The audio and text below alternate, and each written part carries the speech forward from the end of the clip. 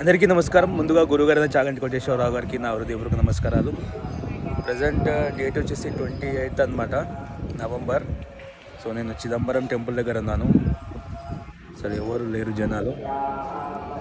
మీకు దర్శనం కూడా ఒక 5 minutes 10 minutes కన్నా ఎక్కువ పట్టదు. కాకపోతే టెంపుల్ చాలా పెద్దగా ఉంటుంది, మీకు చూసి తిరగడానికి ఎవ్వరు ఉండరు అనమాట. ప్రశాంతంగా మీరు టెంపుల్ అంతా ఎక్స్ప్లోర్ చేయొచ్చు, ఆర్కిటెక్చర్ చూడొచ్చు, ఇక్కడ హిస్టరీ తెలుసుకోవచ్చు, మెడిటేషన్ చేసుకోవచ్చు. చాలా ప్రశాంతంగా ఉంటుంది. రద్దీ టెంపుల్స్ దగ్గరికి వెళ్ళి అక్కడ గంటలు క్యూ లైన్లో నించునే బదులు అంటే అవి దర్శనం చేసుకోవాలి, ఇలాంటి టెంపుల్స్ కూడా చూడాలి.